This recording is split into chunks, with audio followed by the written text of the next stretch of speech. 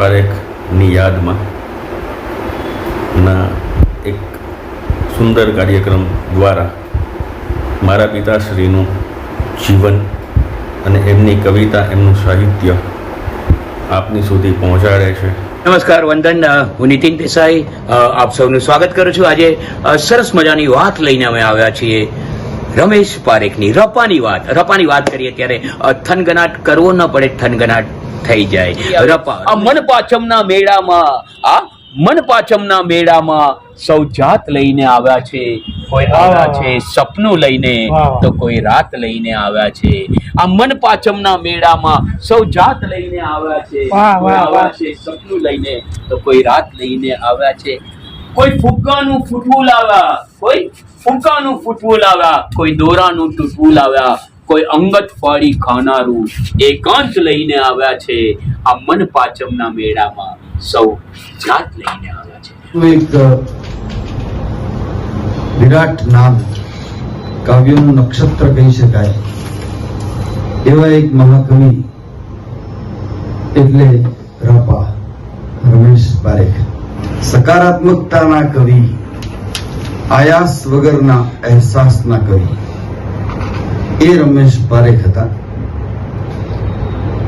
સુરેશભાઈ દલાલે એમને માટે બહુ સરસ શબ્દ પ્રયોગ કર્યો છે કે એ થોથા સૂજના કવિ નહોતા, એ કોઠા સૂજના કવિ હતા. એ જ્યારે પેન પકડે ત્યારે એવું લાગે કે માં સરસ્વતી સ્વયં. જાવું બહુ કઠિન છે, કાગળ સુધી તો જા. તળનું મમત ન રાખ, પ્રથમ જળ સુધી તો જા.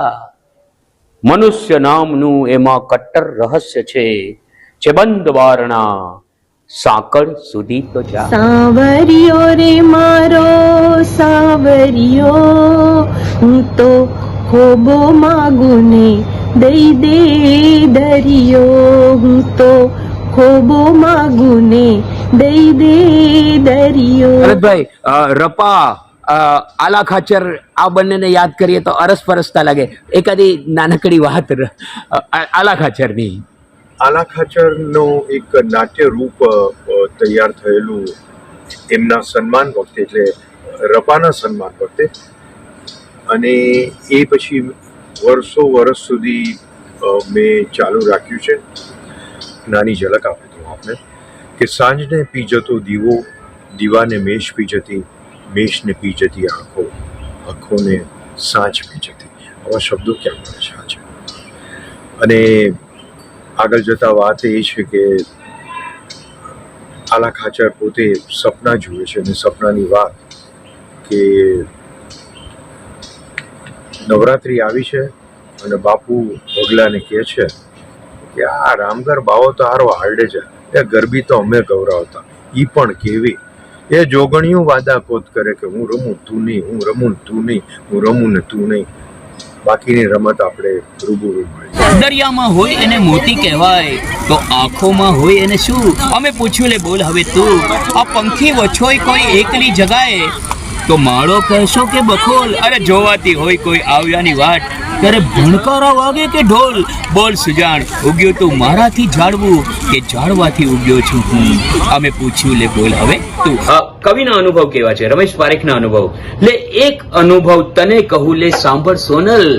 એક વાર આ હુંને મારી આંખ ગયા તા દરિયે, એક વાર આ હુંને મારી આંખ ગયા તા દરિયે, ત્યારે કોઈ પગલું પાડી ગયું હતું ઓસરીએ.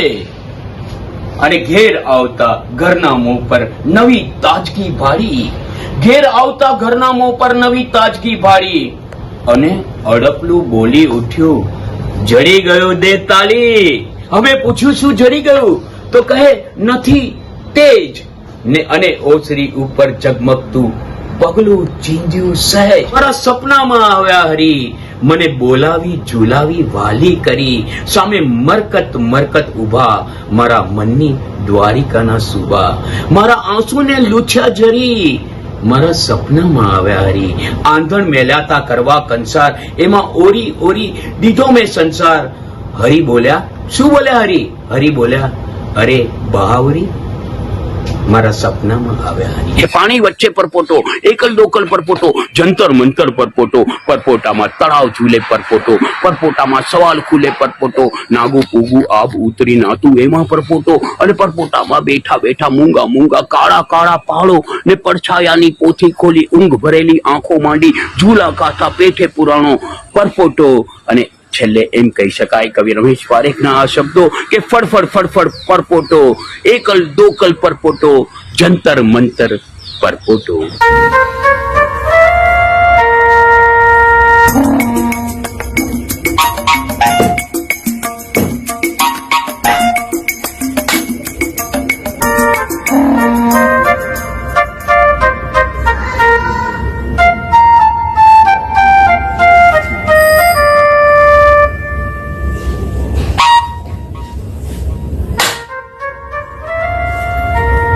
પ્રાણલાલ હરજીવનદાસ મોદી હાજર છે. હાજર છે નામદાર.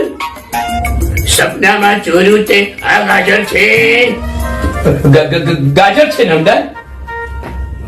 આરોપીને આ બાબતમાં કઈ કહેવું છે? કેવું છે નામદાર? રજા મળે તો ગાજરને સૂંઘી લેવું છે નામદાર. હું તો ગાજરનો ચપટી પડછાયો નામદાર. રાજકુંવરીએ છાડેલો જાયો છું નામદાર. ગાજર તો જીવતર મોતીનું કારણ છે નામદાર. પ્રાણ જીવનની 100 પેઢીનું તારણ છે નામદાર. પવિત્ર શું છે? કારણ છે કે આ કાયદો છે નામદાર. પણ મને ગાજરને મળવું એ વાયદો છે નામદાર. વાયદો શું છે? એ તો વાંઝિયાનું સ્તન છે. હા, સ્તન છે નામદાર. તોય ચોર ચટાક ઉર્ફે રાખ લોહીનું ધન છે નામદાર. આ ચોરીના સુમારકારી રાતના છે નામદાર. ના ગાજર વટા મળે એ જાતના છે નામદાર. ગાજર કોડ પ્રમાણે ગુના સિરિયસ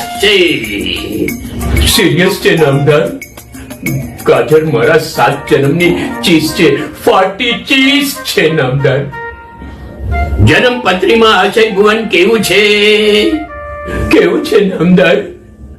જન્મ ટીપની સજા દઉં છું તેવું છે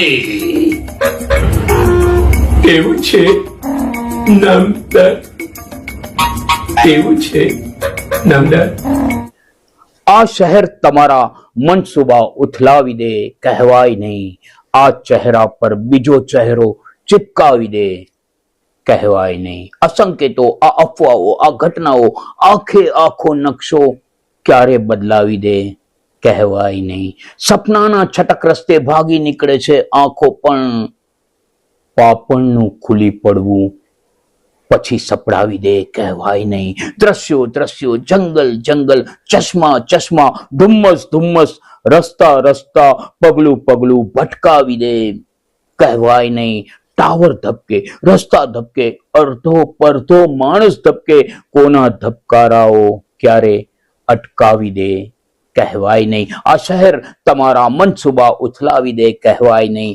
આ ચહેરા પર બીજો ચહેરો ચિપકાવી દે, કહેવાય નહીં. ગોકુળમાં હોઈ શકે દહીંની દુકાન અને રાધાને હોઈ શકે ચશ્મા. ગોકુળમાં હોઈ શકે દહીંની દુકાન અને રાધાને હોઈ શકે ચશ્મા. અમરેલી ગામમાં મસાણ જોઈ જીવણા તો હસમા, તો હસમા. લીલું ચટાક કાવ્ય. સુક્કો દુકાળ તારા દેશમાં છતાય, અરે સુક્કો દુકાળ તારા દેશમાં છતાય, કંઈક લીલું ચટાક, કંઈક લીલું ચટાક, કંઈક લીલું ચટાક તારી આંખમાં. કંઈક લીલું ચટાક મારી આંખમાં.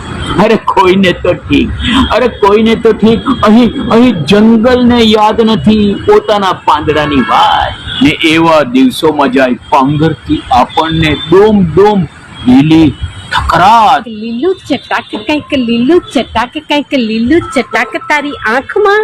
એ તો છલકાય બની મોગરાની મહેક, બની વૈયાની ગહેક, બની હરણાની ઠેક, અને રમતી મુકાઈ કઈ બાંધી રખાય નહીં તોરણની જેમ બાર શાકમાં. કંઈક લીલું ચટાક, કંઈક લીલું ચટાક, કંઈક લીલું ચટાક તારી આંખમાં. કંઈક લીલું ચટાક મારી આંખમાં. મારી આંખમાં તું વહેલી સમાર સમૂહ પડતી, ને ઘેરાતી રાત મને યાદ છે. ઘેરાતી રાત તને યાદ છે? સોનેરી પોયણીઓ ઉઘડતી હોઠમાં ને થાતું પ્રભાત મને યાદ છે. થાતું પ્રભાત તને યાદ છે? ને ધોધમાર પીછાનો પડતો વરસાદ ગામ આખું તણાઈ જતું વેણનું.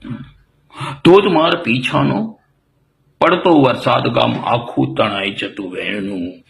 છાતીની ઘૂમરીમાં ઘૂમી ઘૂમીને ક્યાંય ખોવાતી જાત મને યાદ છે. ખોવાતી જાત તને યાદ છે? ને સૂરજ વિનાના અને છાંયડા વિનાના, સૂરજ વિનાના અને છાંયડા વિનાના ધૂમ તડકા સુસવાટે હવે રાતના. લોચનની ભાષામાં ઘટના કહેવાય અને જીવતરની ભાષામાં યાતના. આવેલું શમણું પણ અવસર થઈ જાય એવા દિવસોની વાત મને યાદ છે. એવા દિવસોની વાત તને યાદ છે?